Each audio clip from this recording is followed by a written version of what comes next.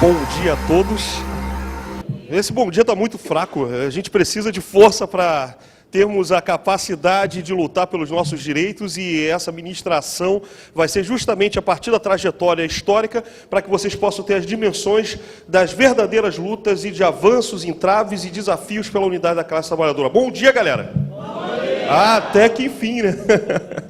Eu imagino o quanto que, depois da exposição maravilhosa do Ciro Gomes, o quanto que foi fundamental e útil para entendermos, na verdade, os atuais desafios, as demandas da conjuntura política nacional, muitos fatores no âmbito da história econômica, a análise de história comparada que ele utilizou de forma ainda informal, e as excelentes exposições, inclusive desmascarando em público as teses liberais que volta e meia as pessoas apregoam sobre o Estado mínimo como pretexto para, a partir da retirada de direitos sociais, poderem promover um Estado a serviço dos interesses da classe dominante, em detrimento dos interesses dos trabalhadores, que são os que produzem a riqueza, são aqueles que produzem o crescimento do país, né? Então, é fundamental que se faça, na verdade, um amplo entendimento daquilo que a gente tem como pauta essencial, a defesa dos trabalhadores. A defesa dos trabalhadores se torna ímpar porque, através do seu trabalho, através desse item que se torna fundamental a construção da riqueza nacional. E os trabalhadores têm o direito de ser os principais usufrutuários desse direito tão fundamental a partir do exercício do seu trabalho e dessa riqueza construída. Então, para quem não me conhece, meu nome é Wendel Pinheiro, sou um grande parceiro de todos os companheiros da executiva, da CSB, a nível nacional, agora servindo aos demais companheiros em esfera estadual, e, ao mesmo tempo, eu utilizo as palestras e faço atividades de formação política dentro da Fundação Leonel Brizola Alberto Pasqualini, que é o órgão de preparo e fomento dos quadros da militância do Partido Democrático Trabalhista. Mas, nesse momento dessa palestra, que eu vou estar ministrando a vocês sobre a história do movimento sindical brasileiro, estejam à vontade para fazer dúvidas, interpolar, e eu não quero que essa palestra seja algo um tanto quanto professoral, um tanto quanto maçante. Eu quero contar com a participação de cada um de vocês, com as suas dúvidas, com as suas pontuações, até porque, uma coisa que é muito importante, a história não é estática. A história, ela sempre faz uma interface com as demandas do dia a dia. Muitas vezes, por exemplo, quando eu quero estudar sobre a história da igreja na era medieval, eu não estudo isoladamente a igreja naquele período, mas eu faço a comparação com os movimentos religiosos do dia a dia. Quando eu quero estudar, por exemplo, sobre a história do feminismo, por exemplo, do século XIX, não é apenas na história do feminismo em si, naquele período, mas a partir das demandas do feminismo no século XXI. E a partir desse viés da história comparativa, a gente consegue ter um entendimento maior de todo o processo de avanços, lutas, entraves e de reaglutinação da unidade desses setores sociais. Então, no momento que eu for estar ministrando a história do movimento sindical, eu gostaria não apenas da atenção de vocês, mas que vocês também tenham a liberdade de, a qualquer momento, qualquer dúvida, vocês interromperem. Por quê? Porque a dúvida, às vezes, de um companheiro, por mais simples que possa parecer, na verdade é a dúvida de todos, que muitas vezes pode estar acanhado nas suas questões, nas suas dúvidas, e que isso pode, inclusive, fomentar para um melhor entendimento da conjuntura política. Então, estamos acordados, minha galera? Então, tá ok, então. Pode passar, primeira parte. Eu estou sem o controlinho, então... A primeira reflexão que eu quero colocar para vocês é uma frase muito interessante de um grande quadro da literatura russa chamada Máximo Gorky. Ele seria um dos grandes quadros que inspiraria até mesmo os intelectuais que fomentariam mais tarde a Revolução Russa de 1917. Ele tem uma afirmação seguinte: a nova cultura começa quando o trabalhador e o trabalho são tratados com respeito. Ou seja, diante daquela conjuntura que ele vivia, sobre o auge do autoritarismo do regime czarista, do czar Nicolau II, o que ele queria dizer? Todo e qualquer avanço civilizatório teria que ver, na verdade, o papel e o protagonismo do trabalhador. Até porque, naquele momento, o trabalho não era valorizado da forma como deveria ser, né? E até por conta de um sistema totalmente servil e com resquícios do feudalismo. Ele entendia que todos os avanços sociais de uma sociedade, promovendo o desenvolvimento econômico, social e político, teriam que ter a centralidade da classe trabalhadora como o agente político e o agente social dos processos de transformação. Muito obrigado aqui. Passa a volta, tá ok. Tá ok, então. Então, a partir desse processo que o Máximo Gorki coloca, na verdade, ele tem uma proposição muito clara, muito categórica, que os trabalhadores precisam ter a devida centralidade e toda a cultura de uma sociedade, ela só tem razão de ser quando esses setores organizados forem vistos com a devida altura que eles merecem. O segundo ponto, na verdade, que a gente vai travar, é desse carinha aqui, esse baixinho da Sardenha, que era do Partido Comunista Italiano, chamado Antônio Gramsci, um baita intelectual que, preso pelo fascismo de Benito Mussolini, ele faria suas reflexões na prisão e, através delas, formariam os grandes tomos chamados Cadernos do Cárcere.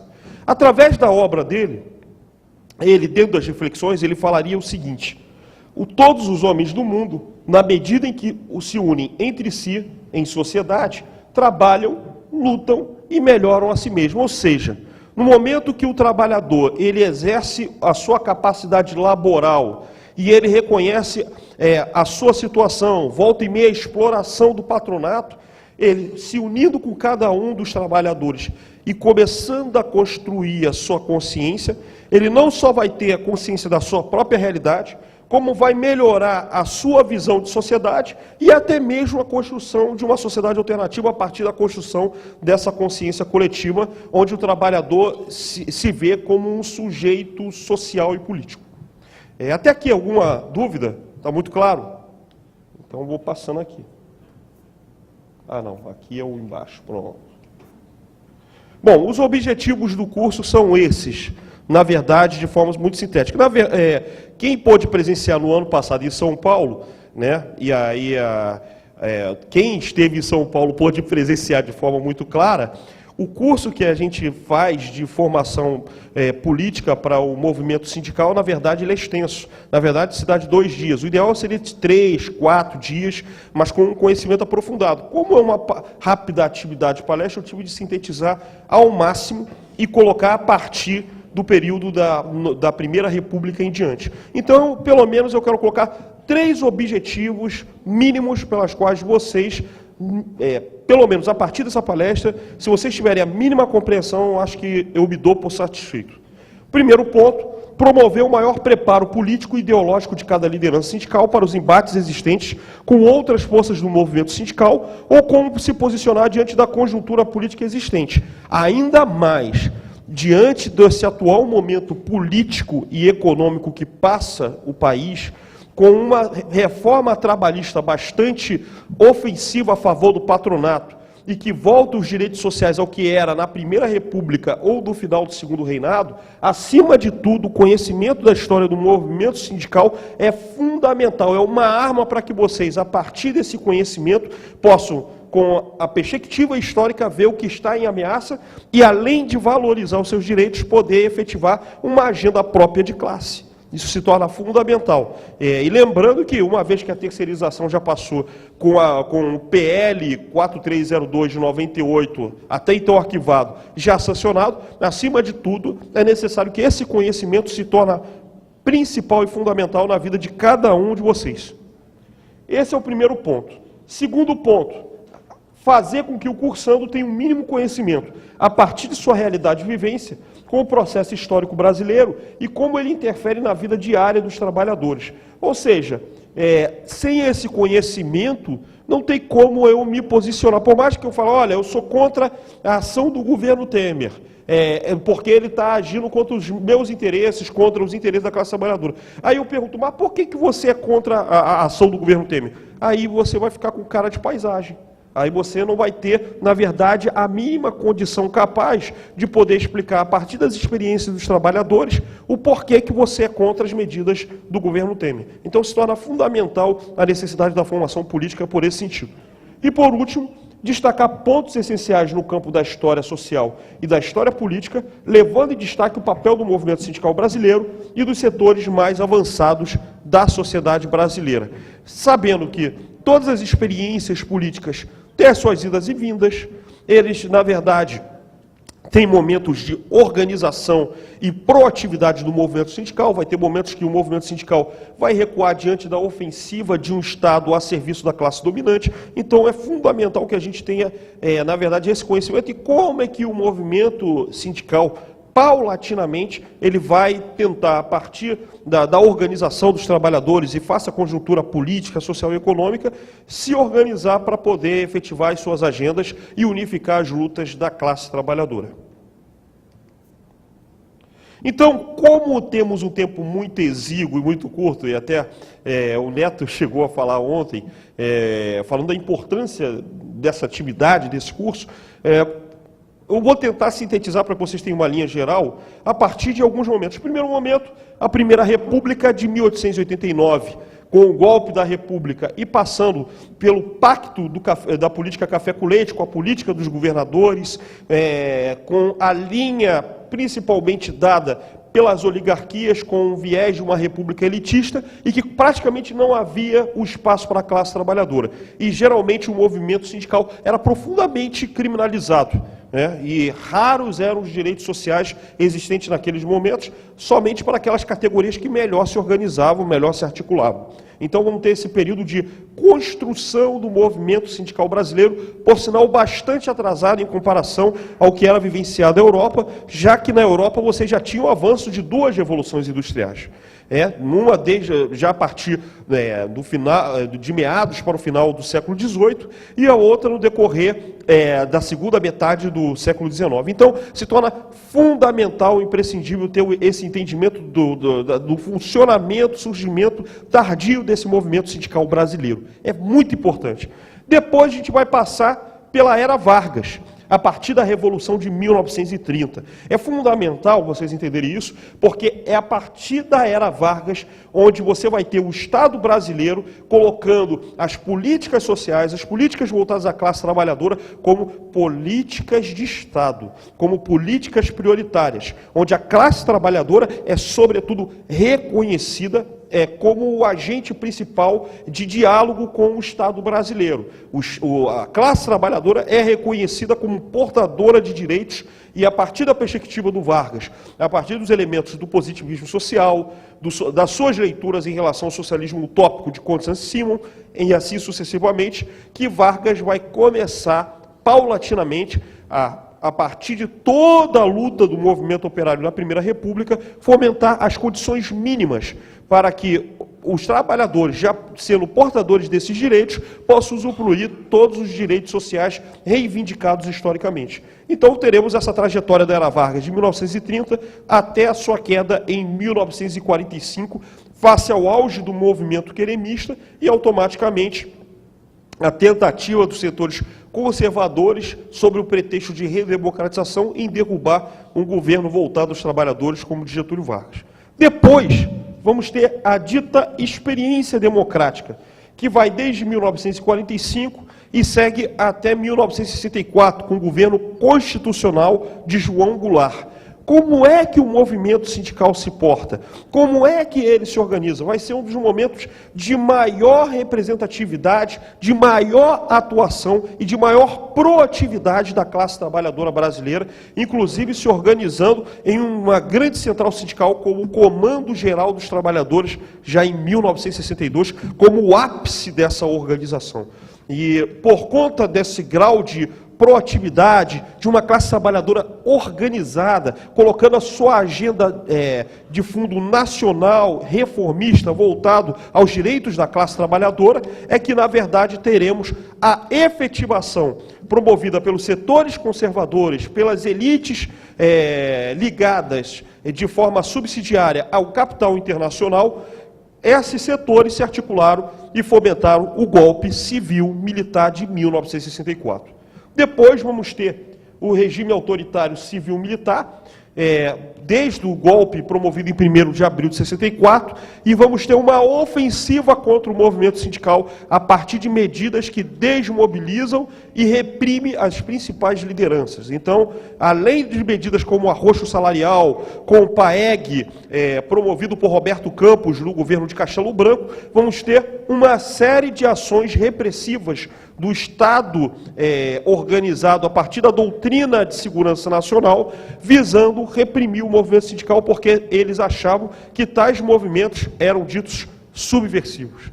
Então, a gente vai abordar esse período. E o último, se conseguirmos chegar com o tempo, a nova república, onde vamos ter a ideia da rearticulação e reorganização do movimento sindical brasileiro, a existência de uma Constituição Cidadã de 1988 e as consecutivas conjunturas capazes de explicitar como é que esse movimento sindical atuou entre avanços, recuos, acertos, erros de avaliação, até o golpe parlamentar judiciário de 2016, e que estamos vivendo até aqui.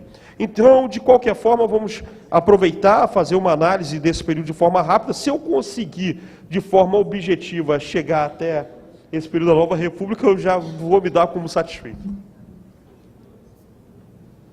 Bom, como é que se deu, na verdade, a organização dos trabalhadores no Brasil? Na verdade, no decorrer do século XIX, enquanto a Europa tinha uma marcha muito grande na organização do movimento operário, no Brasil você não tinha praticamente nenhuma representação plausível de trabalhadores, ainda que fosse por determinada categoria. Os movimentos sociais, na verdade, eles praticamente não existiam. Não tinha a concepção moderna que nós temos sobre a organização de trabalhadores em um movimento sindical específico, ou organização de estudantes a nível de movimento estudantil, ou de movimento comunitário. Na verdade, diante de uma sociedade agroexportadora e de fundo escravista, o trabalho era desvalorizado. Então, na verdade, como é que nós tínhamos, naquele Brasil do século XIX, a organização dos trabalhadores? Ela era muito irrisória, até porque a industrialização do Brasil era muito baixa naquele período, mesmo com o surto da Era Mauá, já no decorrer da década de 1850 em diante. Só para vocês terem uma ideia, já no final do segundo reinado, promovido já por Dom Pedro II, com o advento de uma ampla industrialização, no Brasil, em 1875, você tinha 175 indústrias. Imagina, parece um contingente muito grande, mas se formos ver pela ótica nacional, é muito diminuto diante das necessidades do Rio de Janeiro, de São Paulo, do Rio Grande do Sul, do Centro-Oeste, do Norte, do Nordeste, assim sucessivamente. E mesmo ampliando 10 anos depois, em 1885, para 600 indústrias, na verdade, a organização dos trabalhadores se tornava pífia, porque você, numa população, conforme o censo de 1890, de praticamente 14 milhões de brasileiros, você quase não tinha trabalhadores organizados. Se fôssemos ver as cifras, quantos trabalhadores realmente trabalhavam de forma como vista a análise do movimento sindical? Trabalhadores fabris, 40 mil, 50 mil? Então, vai ser justamente o objeto da nossa análise no decorrer do processo sobre a organização do movimento sindical brasileiro. Então, nesse período, incipiente industrialização, contingente pífio de trabalhadores e o atraso da formação de um movimento operário devidamente organizado. Já se esboçava naquele período, e aí eu sugiro que vocês comprem ou pesquisem ou vá em uma biblioteca, procure esse livro, que é muito importante, chamado A Invenção do Trabalhismo, de Ângela de Castro Gomes. É uma obra bastante interessante, porque ela fala como é que o movimento operário se organiza para começar a lutar pelos seus direitos, até eles terem materializado as suas lutas no governo Vargas. Naquele período, segundo essa historiadora e vários outros historiadores no decorrer do movimento operário, eles fazem praticamente a mesma abordagem, como Cláudio Batalha e assim sucessivamente, quase que inexistiam partidos operários de âmbito nacional como temos hoje. A maioria dos partidos eram partidos pontuais, localizados, de curta duração e de uma representatividade reduzida, embora a intenção deles fosse de realmente representar os reclamos e os interesses da classe trabalhadora. Esse fenômeno estaria presente no decorrer dos primeiros anos da Primeira República, principalmente os partidos de cunho operário, que se organizavam também em jornais, né, e, ao mesmo tempo, de movimentos que tentavam, de uma forma ou de outra, aglutinar os trabalhadores para as suas lutas pontuais e imediatas. Como você tem uma transição da monarquia para a república através de um golpe por cima, com o movimento de militares e com o apoio das oligarquias cafeeiras que já estavam se sentindo ameaçadas a partir da abolição da escravatura, e aí teriam que se adaptar à transição do trabalho escravo para o trabalho livre, então seriam esses segmentos que apoiariam esse golpe da República em 1889. E dentro dessa perspectiva, o que é que ocorre, na verdade? Ocorre que os trabalhadores, embora tentem se organizar esses partidos não vão ter quase representação nenhuma, por exemplo, num Congresso Nacional que faria a Assembleia Nacional Constituinte e que resultaria da Constituição de 1891. Por sinal, a primeira Constituição pós-monarquia, iniciando a República Brasileira. Então, dentro desse cenário, você já tem grupos e partidos operários que funcionam de forma precária a partir da década de 1890. Por outro lado, você já vê, em 1890, você tinha a existência de 14 milhões de brasileiros, o que não correspondia necessariamente a um contingente expressivo da classe trabalhadora, conforme vamos mostrar nos slides a seguir. Nesse processo, como é que se deu a primeira Constituição a partir da República? E será que essa Constituição realmente expressava os anseios da classe trabalhadora? Primeiro, que não havia representantes, de fato, que pudessem lutar de forma efetiva para os trabalhadores. Tirando um ou outro, como, por exemplo, a citação, nas obras do famoso Tenente Vinhais, que se utilizou para construir um partido operário e, a partir da sua isolada representação, tentava, pelo menos, lutar pelos direitos sociais dos trabalhadores. Só que uma representação isolada de um ou outro deputado não daria conta diante das demandas grandes da classe operária, mas em contradição com a representação extremamente reacionária, conservadora das oligarquias que, ora, estavam apossadas no controle do Estado brasileiro e, ao mesmo tempo, da representação no Congresso Nacional. Então, a Constituição de 1891 quase não reservava as temáticas sociais, se inspirando na tradição liberal. No máximo, o direito à liberdade de ir e vir, à liberdade de expressão. Por exemplo, essa Constituição de 1891 era tão excludente que, por exemplo, o direito ao voto, que era baseado no voto censitário, ou seja, na renda do cidadão, onde o cidadão, dependendo daquilo que ele ganhava, ele poderia ter a possibilidade de ser votante ou depois se candidatar a deputado federal ou senador para ser senador vitalício. Essa modalidade muda a partir da existência do voto capacitário. O que é o voto capacitário? É o voto a partir da capacidade do eleitor. Qual era a capacidade do eleitor exigida na Constituição de 1891? A capacidade dele de ele não ser analfabeto, dele ter a mínima condição de ler e escrever, e que ele tivesse pelo menos no mínimo 21 anos e que fosse homem. Então, de automático, excluía as mulheres, excluía os analfabetos, excluiu todos aqueles que não estivessem dentro desse crivo. E dentro dessa perspectiva, o livro muito interessante do José Murilo de Carvalho, chamado Os Bestializados, faz inclusive a análise dessa contabilidade no número de eleitores na capital federal, no Rio de Janeiro, naquele momento, que se reduzia e restringia a praticamente 20% dos eleitores. Lembre-se, o contingente de analfabetos do Brasil naquele momento chegava ao patamar de 75% a 80%. Como é que eu vou democratizar o espaço e o acesso de participação política formal ao povo, sendo que você tem um contingente amplo de analfabetos no movimento operário nascente? Então, quer dizer, ainda além deles não serem vistos, não terem representação política, ainda de quebra não tinham uma representatividade à altura, porque não poderiam nem exercer o seu direito ao exercício do voto, uma vez que você não tinha o Estado promotor da democratização da educação mínima para esses trabalhadores. Então, era uma realidade muito excludente, e que os trabalhadores, querendo ou não, eles teriam que ver outras formas, outros meios de participar do processo político. Então, é dentro dessa construção que se dá a longa perspectiva da cidadania e, ao mesmo tempo, da dura construção do movimento operário brasileiro. Só que você, pelo menos, tem algumas exceções. A primeira grande exceção se daria a partir do Rio Grande do Sul, com a Constituição de 1891, a Constituição Estadual de 1891, feita por Júlio de Castilhos. Essa Constituição preconizava, acima de tudo, a liberdade ao exercício do trabalho. Para quem não tinha qualquer direito, e naquele momento onde o trabalho era realmente criminalizado e desvalorizado, você assegurar e salvaguardar o direito ao trabalho já era um grande avanço.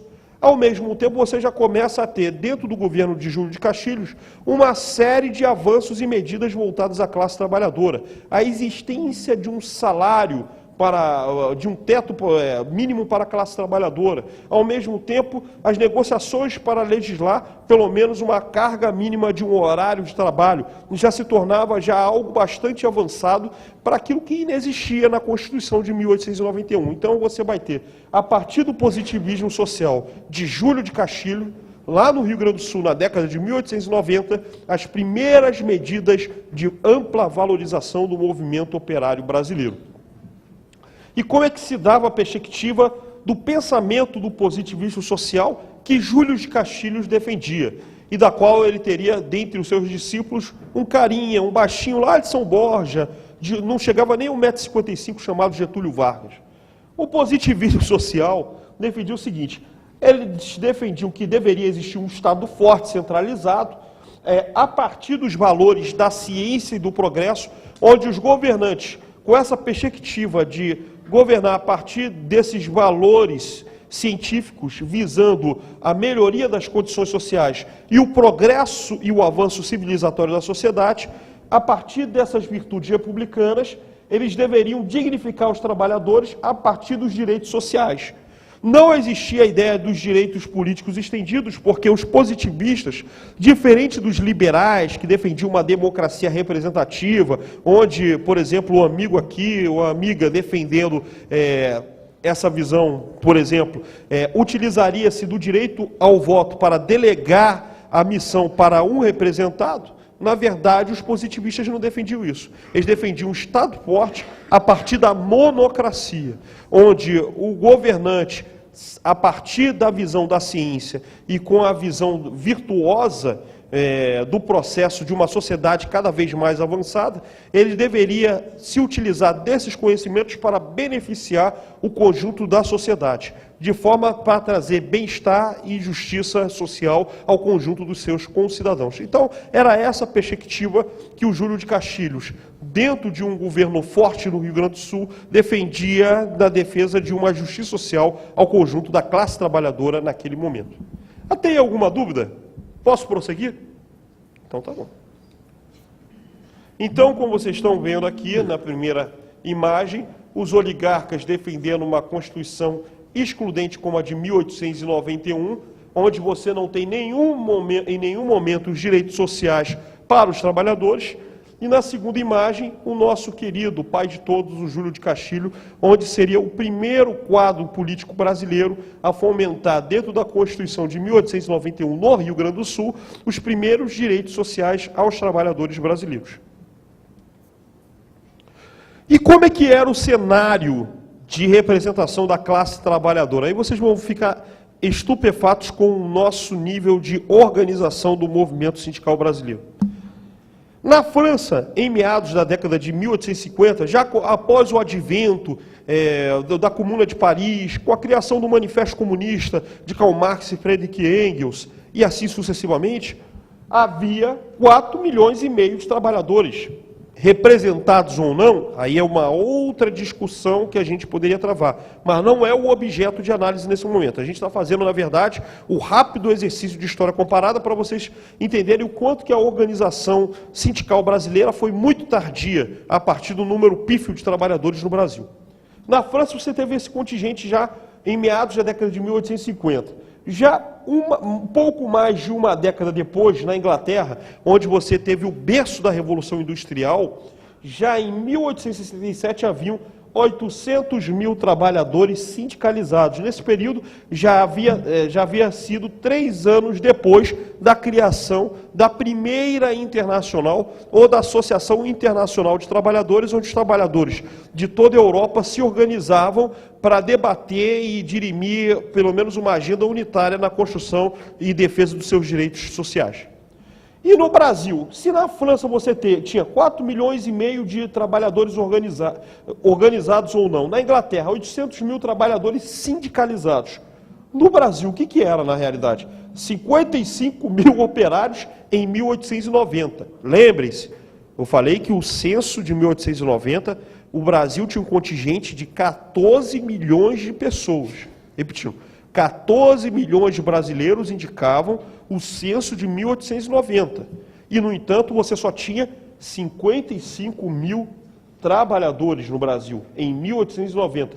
Ou seja, não correspondia nem mesmo um contingente, talvez, de 0,5% da classe trabalhadora compondo a população brasileira.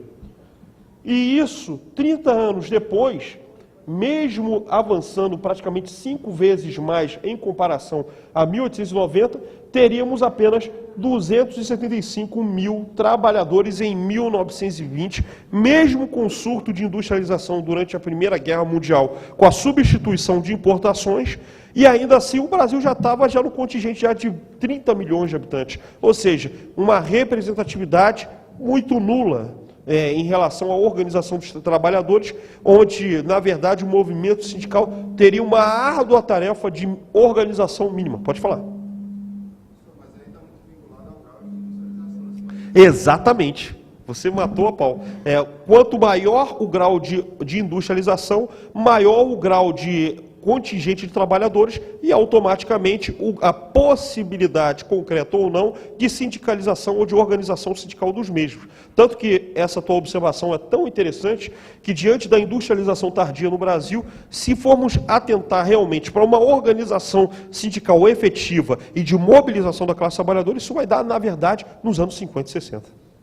Mas é muito importante essa sua observação nesse expo. Tá bom, meu querido? Então, na verdade, você tem essa realidade de um movimento operário brasileiro bastante atrasado na sua organização e diante de um desafio muito grande de integração em um país continental.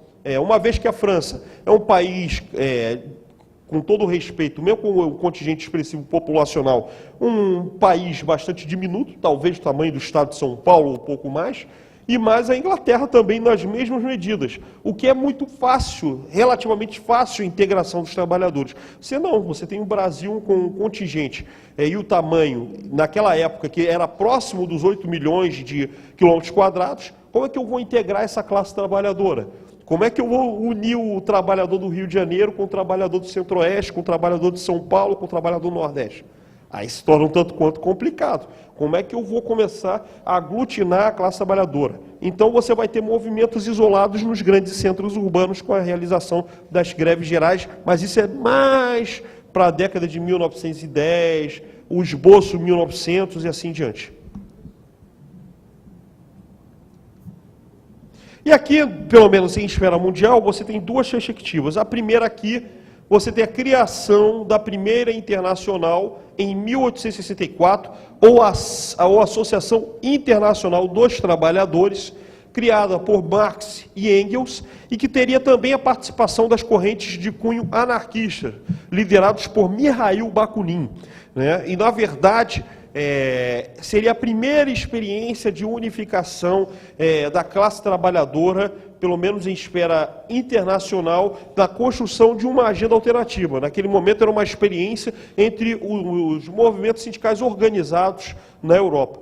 Só que esse movimento, chamado Associação Internacional dos Trabalhadores, ou a primeira internacional, vai ter um problema, vai ter um baque, porque você vai ter no seu interior a primeira divisão entre anarquistas e os setores reformistas e revolucionários que estavam aglutinados e eram chamados de social-democratas. O que esses setores social-democratas defendiam? Olha, não basta apenas a mobilização do movimento sindical. É necessário que o movimento sindical, através da representação dos trabalhadores, também tem que ter a sua voz ouvida no parlamento. né? É fundamental. E como é que eu posso fazer os trabalhadores serem representados no parlamento? A partir da construção de partidos políticos. Então, essa era a deliberação inicial daquilo que a Primeira Internacional propunha. Só que o que acontece? Como os anarquistas rejeitam a disputa política, eles rejeitam o Estado e, ao mesmo tempo, eles defendem as suas demandas imediatas de cunho econômico para romper com o sistema capitalista e construir uma gestão, uma sociedade autogestionária, o que eles fazem? Eles vão começar a ter embates no campo tático. E, automaticamente, esses embates vão tomar uma proporção tão violenta que Marx e Engels são obrigados, numa das assembleias da Internacional, da Primeira Internacional, simplesmente expulsar o grupo de anarquistas liderados por Mikhail Bakunin.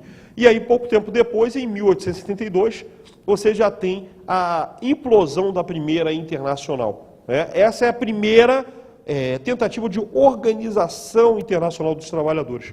Só que aí, tempos depois, já em 1889, por coincidência, o golpe da República que ocorre no Brasil, você também tem a nova tentativa de organização dos trabalhadores, você tem a Segunda Internacional, que seria a Internacional Socialista, que ainda existe até hoje, né? Composta por reformistas e revolucionários. Qual a diferença desses dois grupamentos? Os reformistas defendiam que todas as defesas da classe trabalhadora não só fossem apenas com a mobilização do movimento sindical.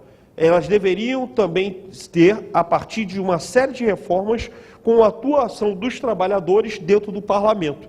E aí, conjugando mobilização com a luta parlamentar, vão ampliar os direitos até chegar a uma sociedade socialista, só que de uma transição pacífica. Esse era o grupo de reformistas, dentro deles, que tinham quadros como Kautsky, Eduardo Bernstein e assim sucessivamente. Por outro lado, os setores mais revolucionários, aí é o grupo da Rosa Luxemburgo, do Vladimir Lenin, entre outros quadros, defendiam que, na verdade, poderia haver a luta política sim, poderia haver até a luta no parlamento, mas era necessário implodir o sistema em um processo revolucionário, onde a classe trabalhadora organizada e mobilizada poderia derrubar o sistema e construir, na verdade, um sistema alternativo voltado aos interesses da classe trabalhadora, onde os mesmos trabalhadores seriam detentores de todo o meio de produção. Uma nova etapa, no novo modo de produção. Primeiro, numa etapa intermediária com o socialismo, até uma etapa posterior com uma sociedade mais igualitária e uma sociedade sem Estado a partir do comunismo. Porque a lógica desse grupo se dava a partir da ideia de que, com a sociedade controlada de forma definitiva pelos trabalhadores, não precisava de ter um Estado para mediar os conflitos. Então, se eu não tenho um Estado para mediar os conflitos e eu já tenho o controle da classe trabalhadora, então para que existir o Estado? Só que aí é uma discussão bastante teórica nesse aspecto, mas era o pensamento dos setores mais revolucionários em contraponto ao pensamento dos reformistas que admitiam o Estado para a classe trabalhadora, mas uma transição paulatina para o socialismo. Então, era mais ou menos essa divisão. Só que aí vai ter uma hora que esses dois grupos vão, dentro desses debates, desses conflitos, seja no interior dos partidos já organizados naquele período, como o Labour Party na Inglaterra, como o SPD na Alemanha, como o Partido Socialista na França, né? Como foi agora do François Hollande, que foi uma guinada direita dentro desse processo, que permitiu a vitória da centro-direita, mas naquele momento já havia uma organização forte do movimento operário, com o Jean Jaurès, né? Também, por exemplo, o PSOE na Espanha é fruto dessa construção e, ao mesmo tempo, você tem já essa construção desses partidos e, ao mesmo tempo, da existência desses debates. O problema é quando se dá o auge do neocolonialismo e com o avançado processo do imperialismo naquela transição do século XIX para o século XX. E o que acontece dentro desse processo? Dentro desse íntere, os setores reformistas vão defender a presença dos trabalhadores no conflito entre as nações imperialistas, né? Porque era necessário que os trabalhadores tivessem o comando do poder do Estado. Vários desses reformistas já estavam se não à frente de governos, mas participando de governos, como no caso da Alemanha, como no caso da Inglaterra, que havia uma grande representação de trabalhadores representados nos seus partidos. Agora, o que acontece? Dentro dessa contradição, os revolucionários defendiam que os trabalhadores não poderiam participar da guerra, porque, na verdade, haveria um conflito de fratricida de trabalhadores contra trabalhadores diante dos interesses de uma burguesia na disputa em jogo por mercados de fundo colonial. Por disputa de economia dentro das colônias da África e da Ásia. Então, a partir desse processo, no decorrer da Primeira Guerra Mundial, você tem nessa disputa entre reformistas e revolucionários uma ampla divisão a ponto de você ter uma situação após a vitória da Revolução Russa em 1917, da construção da Terceira Internacional, que seria a chamada Comintern, a Internacional Comunista. Então, é a partir desse interior desse processo que você tem uma mobilização e uma organização internacional dos trabalhadores. E depois aí você vai ter a divisão interior desses trabalhadores da Terceira Internacional, que aí vem a visão do trotskismo, de Leon Trotsky, com a oposição de esquerda em meio ao regime stalinista, aí forma a Quarta Internacional em 1938, mas não é o objeto da análise. Mas eu coloquei essas pontuações para que vocês tenham uma dimensão do grau de organização em esfera internacional dos trabalhadores a partir das suas concepções de luta, com o diálogo com o parlamento, ou numa ação direta de fundo revolucionário. Então, são os questionamentos do modo tático de ação dos trabalhadores. E no Brasil? Se na Europa já tinha todas essas discussões, no Brasil o desafio era justamente o inverso, era construir um movimento operário. Então, quase 5 décadas após a criação da Primeira Internacional, é criado no Brasil a Central Operária Brasileira, que é o COB, em 1907, após a realização do primeiro Congresso Operário Brasileiro, em abril de 1906. E você tem a presença de 2 grupos. Como você tinha na Europa, você teria no Brasil também 2 movimentos. O primeiro, os reformistas, apelidados de amarelos, eles defendiam que todas as negociações e todos os avanços da classe trabalhadora deveriam ser defendidos a partir da possibilidade de um diálogo de representantes do movimento sindical no Congresso Nacional para que se colocassem a existência de leis voltadas ao conjunto dos trabalhadores. Já os anarco-sindicalistas, ou também denominados por Antônio Gramsci como sindicalistas revolucionários, eles defendiam o seguinte: olha, não aceitamos o diálogo com o Estado é o promotor da desigualdade, o Estado faz os interesses voltados para a classe dominante e a nossa luta vai ser por viés econômico, vai ser por pautas salariais, vai ser por pauta de direitos imediatos dos trabalhadores. E aí, tensionando com a classe dominante encastelada no Estado, você implode o Estado para construir essa sociedade autogestionária.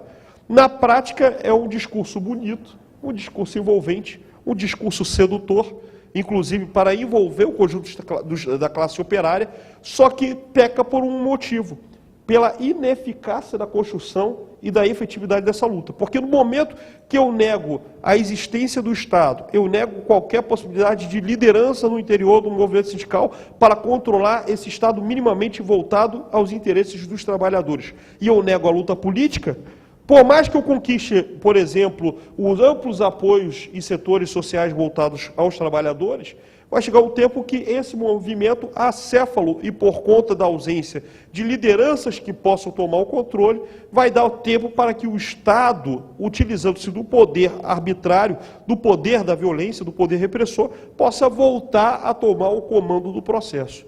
E vai ser uma das séries de erros dos anarco-sindicalistas que vai promover o atraso, inclusive, da organização do movimento sindical brasileiro.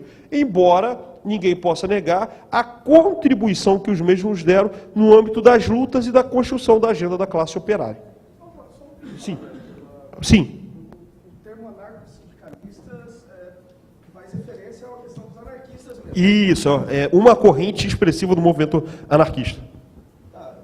Os anarquistas negam o próprio Estado. Isso. Como eles se organizavam em movimentos sindicais, em movimentos associativos? Em movimentos associativos com uma agenda exclusivamente econômica, negando qualquer diálogo com o Estado.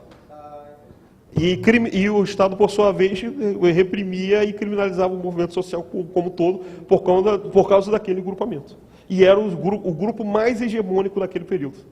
Desde a década de 1900, passando pela década de 1910, mas é uma pergunta muito importante, porque os anarquistas não vão se basear na luta política, diferente dos comunistas. Os comunistas aceitam a luta política, os comunistas aceitam a necessidade de organização em partidos e que o sindicato faça a luta política, reconhecendo inclusive o papel do Estado. A questão tática é que os comunistas aceitam disputar o Estado e até numa etapa posterior derrubar o Estado. Já os anarquistas não aceitam nem disputar o Estado. E nem reconhecem o Estado e nem fazem a luta política. Então, esse é o primeiro ponto essencial. Então, partindo dessa divisão no interior, você tem um movimento operário cindido, mas com uma hegemonia dos anarco-sindicalistas. E, por outro lado, você tem uma república excludente, onde as oligarquias mandam e desmandam a partir da política dos governadores, já no governo de Campos Salles, que é de 1898 a 1902, com a política dos governadores, com a descentralização política e a existência do coronelismo como fenômeno político a partir dessa descentralização do poder, né? Então, vai ser o modus operandi no decorrer da Primeira República. Ao mesmo tempo, o movimento operário mal se organizava naquele momento, 1906, só que o que acontece dentro desse período? Você vai ter um certo refluxo do movimento operário a partir do poder autoritário dessa república excludente elitista, já entre 1908 e 1912. Vai ser nesse período que você vai ter uma ampla campanha de mobilização popular, chamada Campanha Civilista de Rui Barbosa, que, embora não tenha vencido o processo eleitoral, mas faz com que não só a classe trabalhadora, mas amplos setores da classe média comecem a se mobilizar defendendo a moralização do voto, entre outras agendas afins. Ao mesmo tempo, o movimento operário, mesmo com todo o refluxo, ele volta a se mobilizar, culminando com o segundo Congresso Operário Brasileiro em setembro de 1913, e você tem o início de um processo de nacionalização do movimento operário, ultrapassando os limites do Rio de Janeiro e de São Paulo. E aí, graças a Deus que existem os nossos amiguinhos na academia, que resolve, dentro do Expo da Primeira República, estudar sobre o movimento sindical no Rio Grande do Sul, na Bahia, Pernambuco, Ceará, Paraná. E eu faço votos que os nossos amigos aqui em Mato Grosso, os nossos historiadores, possam descobrir, pelo menos, a existência de alguma organização do movimento sindical em Mato Grosso, já nesse período de 1910, 1920, para que a gente possa entender que haviam núcleos específicos nacionais que reivindicavam por movimentos sociais, ainda que pontuais. Mas já existia nesse período já a ampliação, ainda que de forma lenta e gradual, desse movimento operário que, ora, defendia os seus direitos sociais mais básicos. Redução da jornada de trabalho, a existência de um salário mínimo, a existência de um dia de descanso, férias, e, ao mesmo tempo, a regulação do trabalho do menor, da mulher, no combate ao assédio sexual, assédio moral, enfim, uma série de agendas que naquele momento já eram defendidas, mas que muitas vezes o Estado reprimia e considerava, né, na verdade, como caso de polícia contra as classes perigosas, entre trabalhadores e negros. Então você tem nessas imagenzinhas, como vocês estão vendo aqui, aqui acima onde eu estou apontando, primeiro Congresso Operário Brasileiro, primeira experiência de organização dos trabalhadores, desses delegados, em 1906. Passando aqui, ó, nesse canto esquerdo superior, o terceiro Congresso Operário Brasileiro em 1920, já inebriados e de ressacas após as derrotas das greves gerais em São Paulo, no Rio, na Bahia e Tererê. E abaixo, a organização dos trabalhadores. Onde que eu estou apontando? Pronto. Aqui embaixo, você já tem uma greve operária na Primeira República e a mobilização já dos trabalhadores no âmbito da organização do movimento sindical brasileiro. Ao mesmo tempo, você tem a ausência de direitos sociais. Quem tivesse mais organizado em sua categoria, que talvez conquistasse pontualmente seus direitos, e ao mesmo tempo, Todas as reivindicações e questões sociais eram vistas como casos de polícia. E aí vocês começaram a ter uma ampla mobilização no decorrer do término da Primeira Guerra Mundial por mais direitos dos trabalhadores. Uma greve geral já em São Paulo, em 1917, Rio de Janeiro, em 1918, Bahia, 1919, Rio Grande do Sul, você tinha mobilizações sociais. Só que você tinha um governo positivista de Borges de Medeiros, herdando toda aquela tradição positivista do Júlio de Castilho, e, ao mesmo tempo, dialogando com o conjunto da classe trabalhadora, ampliando uma série de direitos. E, ao mesmo tempo, você vai ter greves pontuais em várias partes do Brasil, nesse momento, na segunda metade do século, da década de 1910.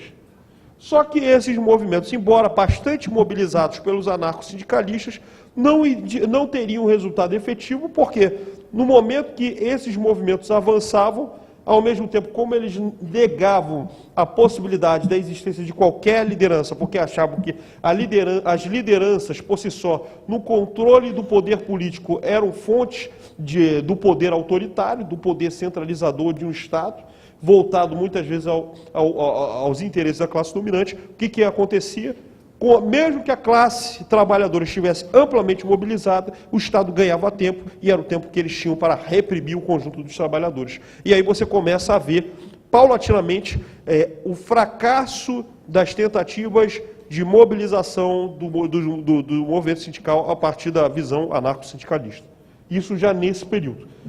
Mas, ainda assim, com todos esse capital de lutas e de experiência política, você vai ter um certo legado, e que, por sinal, é muito grande para aquela realidade de uma república excludente, dominada pelas oligarquias que, ora, davam e pautavam a linha no Brasil naquele momento. Você tem a Lei de Acidentes de Trabalho de 1919, a criação do Conselho Nacional do Trabalho em 1923, que teria o objetivo de ver as pontuações dos direitos sociais dos trabalhadores, mas que, de forma efetiva, pouco ou nada pôde fazer. Ao mesmo tempo, a Lei de Férias, em 1925, entre outras legislações pontuais a determinadas categorias, mas nada de relevante e de significativo para os avanços da classe trabalhadora que, ora, tinham as suas demandas. E com as derrotas consecutivas no movimento operário no final da década de 10, e com a vitória da Revolução Russa em 1917 e a criação da Comintern em 1919 por Vladimir Lenin, você vai ter a possibilidade de cisão no interior do movimento anarquista brasileiro e a tentativa da criação de um movimento que pudesse ajudar e pautar o movimento sindical brasileiro. E estaria na construção do Partido Comunista do Brasil em março de 1922, com a inserção dos comunistas no movimento operário no decorrer dos anos 20, disputando dessa vez a hegemonia do movimento contra os anarcossindicalistas. Embora os reformistas ou amarelos, havia uma representação ainda diminuta. Aqui é a foto, a imagem dos fundadores do PCB, dentre esses quadros, Astrogildo Pereira, Otávio Brandão, entre outros quadros. Isso em 25 de março de 1922. Por sua vez, você tem uma mobilização de uma jovem oficialidade que não vai aceitar os desmandos do Estado oligárquico brasileiro na Primeira República, e dentro desse processo você vai ter um movimento de revolta da jovem oficialidade através da Coluna Prestes, liderado por um capitão de engenharia chamado Luiz Carlos Prestes. Ele na foto, como vocês podem ver... Opa! Já dei uma pulada. Misericórdia. Misericórdia. Misericórdia. Ele está aqui, ó, nessa foto aqui, ó, esse carinha aqui, esse terceiro. E essa turminha andaria 25 mil quilômetros pelo Brasil afora. Inclusive enfrentando as tropas do governo, tropas ligadas a jagunços e defendendo a ideia de moralização da política nacional, só que, paulatinamente, a Coluna Prestes vai começar a defender, paulatinamente, os interesses da classe trabalhadora, ainda que eles não estivessem inseridos dentro do interior do movimento operário. Ao mesmo tempo, você tem a criminalização dos trabalhadores, como a tônica no decorrer dos anos 20, porque os trabalhadores vão estar organizados já, e você tem um estado de sítio no governo Arthur Bernat, e esse governo não vai fomentar e não vai permitir uma ampliação da representatividade da classe trabalhadora, só que a classe trabalhadora, a partir do seu capital de luta e ao mesmo tempo de demanda, vai tentar de uma forma ou de outra se organizar nos seus sindicatos, e isso vai chegar a um ponto que o governo de Washington Luiz vai criar a famosa Lei Acelerada em 1927. Essa Lei Acelerada reprimia não só a classe trabalhadora, mas a todo e qualquer agrupamento social que ousasse questionar o modus operandi daquele governo. Só que você tem a crise mundial de 1929, com a existência da altíssima especulação na economia, decorrente da superprodução existente nos Estados Unidos, e com a economia quebrada de forma violenta nos Estados Unidos, e isso ia impactar de forma mundial. E como o Brasil era um dos principais exportadores aos Estados Unidos de café, isso impactaria de forma decisiva no âmbito da economia brasileira. Somado isso, você tem na transição de 29 para 1930 o processo político-eleitoral. E dentro dessa disputa você teria a existência da quebra do Pacto da República Café com Leite, com a existência do candidato Washington Luiz, que era o Júlio Prestes. Por outro lado, os setores populares, as oligarquias dissidentes e o conjunto da classe média apoia a chapa Getúlio Vargas-João Pessoa. Com o processo de fraude política, você tem a derrota de Getúlio Vargas e, ao mesmo tempo, você tem a inconformidade do processo eleitoral a partir da morte de João Pessoa, que, embora fosse de fundo passional, e aí vocês, quando quiserem, vocês podem fazer as leituras à parte sobre esse processo da Revolução de 30, a partir da morte de João Pessoa seria o efeito, o estopim para a realização da Revolução de 1930, que a partir de uma tomada popular você teria a presença de Vargas na presidência da República.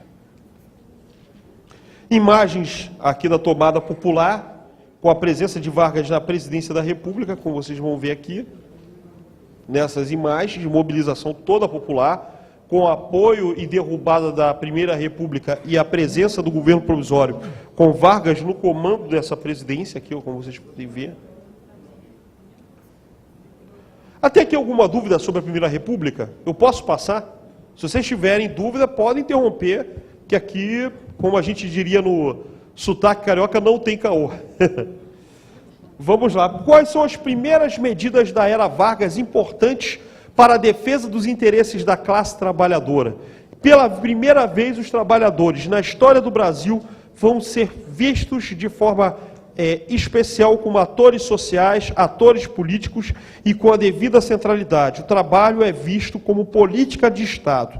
Então, como uma das primeiras medidas, você tem a criação inédita do Ministério do Trabalho, Indústria e Comércio, considerado como o Ministério da Revolução. E as questões sociais são elevadas no patamar de política de Estado. Segundo ponto, a lei dos 2/3. Até então, você tinha uma forte migração no Brasil e, ao mesmo tempo, portugueses que estavam no Brasil, ou espanhóis, ou italianos, ou alemães, que vinham para o Brasil, desenvolviam e cresciam, empregavam seus patrícios. E muitos dos brasileiros ficavam sem empregos. E aí surgia muito do clima de animosidade, inclusive até de divisões no interior do movimento operário, porque muitos dos representantes sindicais eram imigrantes pobres que queriam melhores condições de trabalho. E ainda tinha divergência no interior da classe trabalhadora brasileira.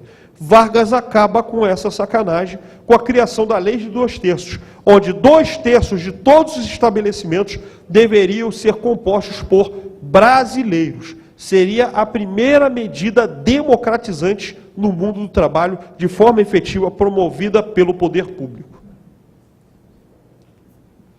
Ao mesmo tempo, você tem a moralização da política, você não tem o processo viciante das eleições, com o voto bico de pena, com a existência do voto do cabresto, com a modalidade do sistema coronelista, com as disputas eleitorais que pareciam praças de guerra, conforme, inclusive, Lima Barreto contava de forma bastante irônica na sua obra, chamada Os Brusundangas. Então, como é que você vai ter dentro desse processo? Vargas moraliza o processo político-eleitoral brasileiro e vai salvaguardar a moralidade política com a criação da justiça eleitoral, com o intuito de moralizar a política e garantir a lisura das eleições. Só para vocês terem uma ideia e colocar de forma rápida. Vamos supor, né, que a nossa Aparecida Feliciane fosse eleita deputada federal pelo conjunto dos trabalhadores. Só que os três amigos aqui não querem nem ver ela pintada de verde, de ouro, tal, para ser deputada federal. Os três compunham a comissão verificadora dos poderes e simplesmente deletavam ela não podia assumir o mandato de deputada federal. Esse era o processo da Primeira República Brasileira. Com Vargas não, acaba toda essa safadeza com a criação da justiça eleitoral. Quem ganha leva, com direito ao voto secreto, moralização do processo eleitoral.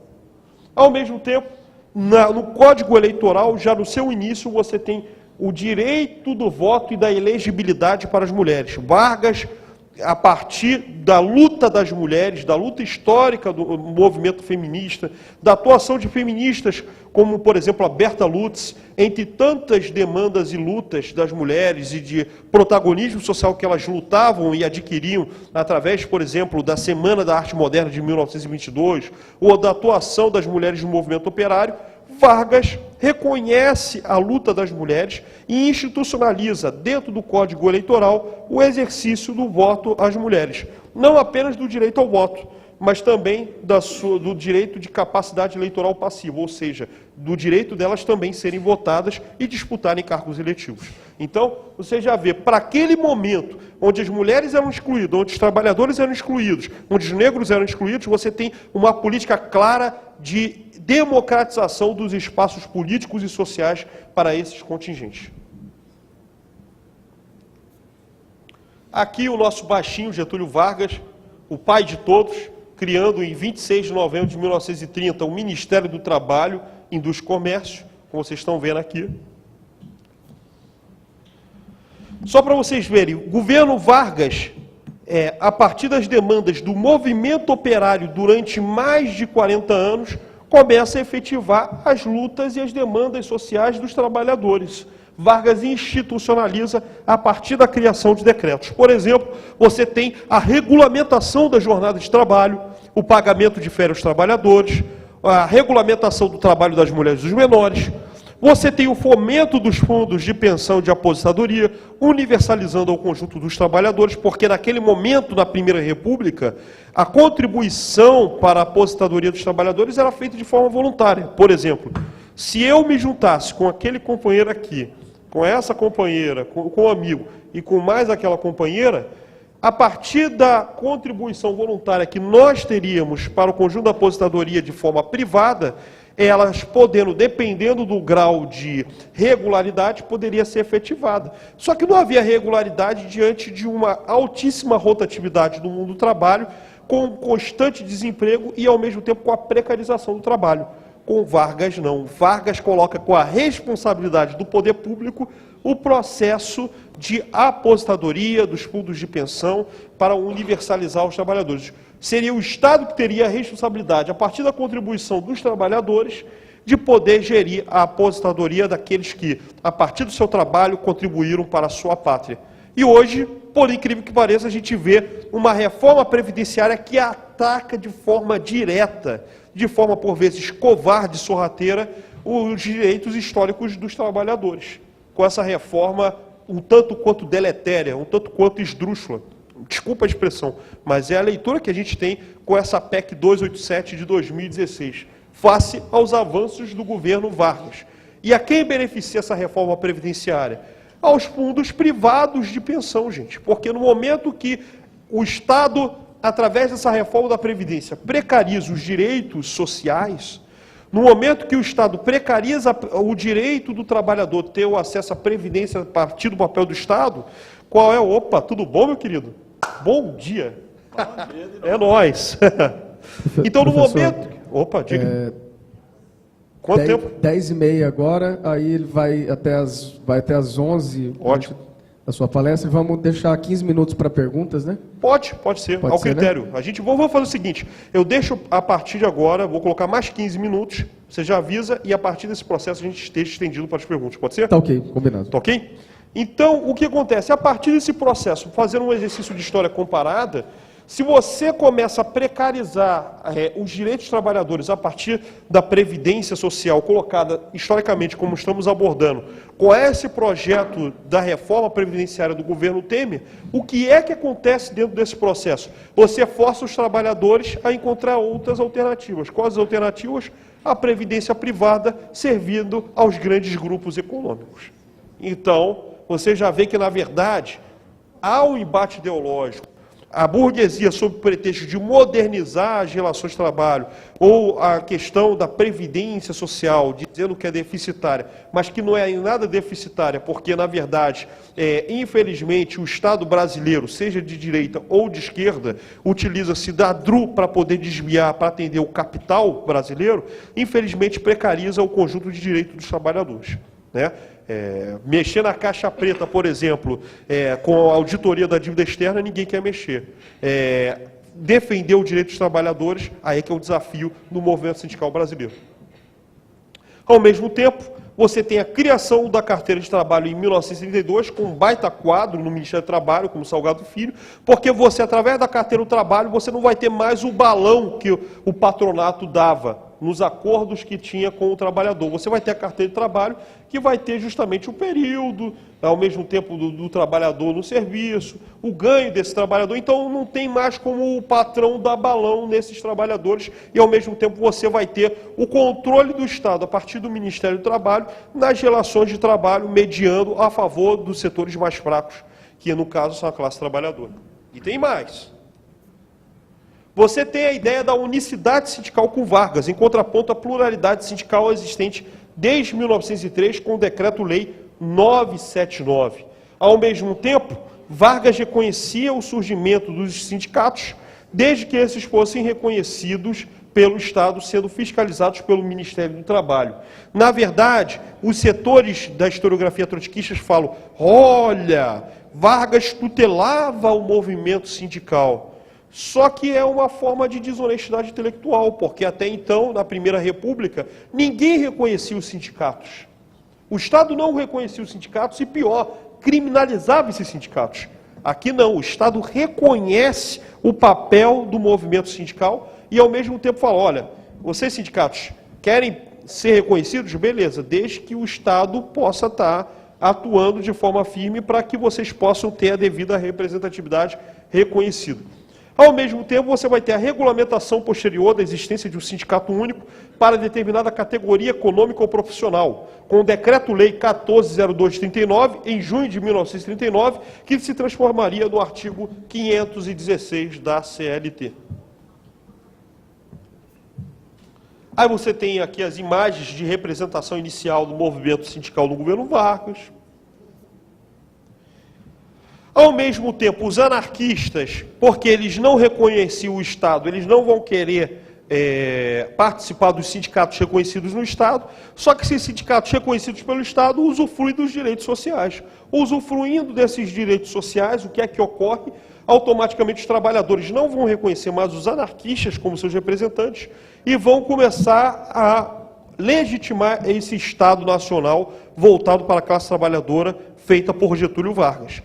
E os comunistas, vendo que a sua mobilização seria reconhecida a partir da sua participação no movimento sindical, eles simplesmente estariam inseridos no movimento sindical e reconheceriam os sindicatos reconhecidos pelo Estado para poderem atuar de forma expressiva sobre o conjunto da classe trabalhadora. Aqui você tem a existência de uma Assembleia Nacional Constituinte, a existência de uma bancada classista, porque até então, se você não tinha a representação dos trabalhadores, com a Assembleia Nacional Constituinte de 1934, você tem a existência da primeira bancada classista de trabalhadores, a partir do pensamento de que amplos setores da sociedade necessitavam ser representados.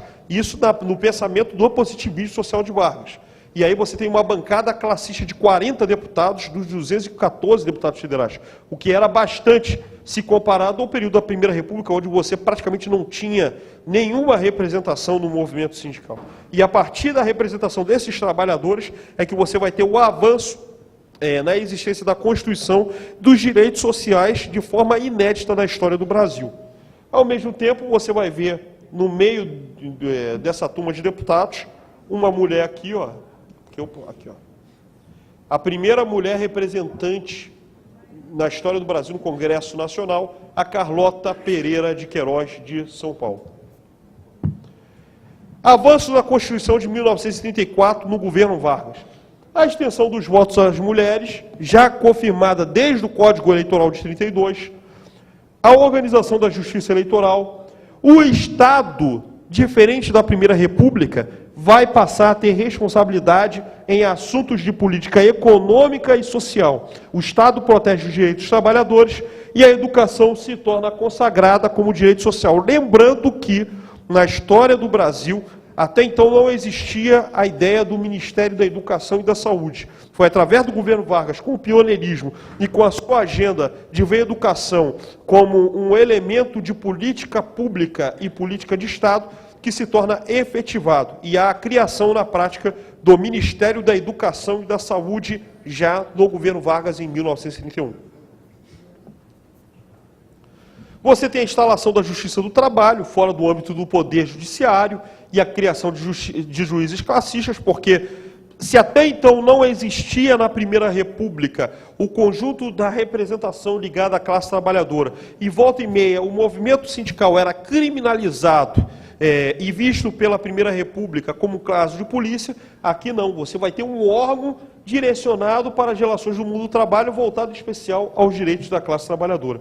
Ao mesmo tempo, você vai ter a introdução do mandato de segurança no campo dos direitos e das garantias individuais, o aumento da receita dos municípios, onde você tem uma efetividade nas políticas públicas voltadas à ponta para o conjunto dos cidadãos, de forma mais imediata e presente. E, ao mesmo tempo, você vai ter uma conjuntura conturbada dentro desse processo, na luta entre a efetivação da agenda da classe trabalhadora e as tentativas de resistência da classe patronal face à radicalização da conjuntura política mundial e, ao mesmo tempo, que isso ia se estender no âmbito da história do país. Eu acredito que o meu tempo agora está muito exíguo, eu acho que já praticamente acabou esse meu tempo, posso colocar esse espaço para pergunta. Como eu falei, na verdade, esse curso deveria ser efetivado para 2, 3, 4 dias de uma forma categórica, incisiva, com maior tempo de diálogo, de conversa, de dúvida, mas com palestra expositiva, o que é que eu posso utilizar a partir dessa palestra? A partir do exercício de uma história comparada sobre a demanda dos trabalhadores na Primeira República e as conquistas na Era Vargas, e comparando com o atual momento, onde essas atuais conquistas estão sendo ameaçadas, é fundamental que a CSB, através de vocês, dentro das suas federações, dos seus sindicatos, coloque esse conhecimento ao conjunto dos trabalhadores. O conhecimento histórico e, ao mesmo tempo, ideológico dos direitos dos trabalhadores dentro do eixo das conquistas sociais se torna fundamental para a resistência a um governo lesivo aos interesses da classe trabalhadora e lesivo aos interesses do país, como o governo Temer. Um governo que não tem nenhuma preocupação com a classe trabalhadora, mas, pelo contrário, ele se preocupa com o conjunto dos especuladores, ele se preocupa com os setores que, na verdade, são parasitários e que nada acresce ao conjunto do país e que, em troca desse interesse, simplesmente, na constituição de um governo cleptocrata, de um governo automaticamente fisiológico e extremamente plutocrático, simplesmente em troca do que a gente vê, simplesmente coloca em ameaça os direitos históricos promovidos pela classe trabalhadora e reconhecidos pelo governo de Getúlio Vargas. Então é essa mensagem que eu queria colocar. Estou à disposição para a dúvida dos demais amigos aqui e eu agradeço pelo carinho da CSB de Mato Grosso por investir na formação política dos seus quadros, porque eu tenho a seguinte visão: quem não se forma, se deforma no processo. E é fundamental a formação para a consciência avançada da classe trabalhadora. Um grande abraço. Exatamente, professor.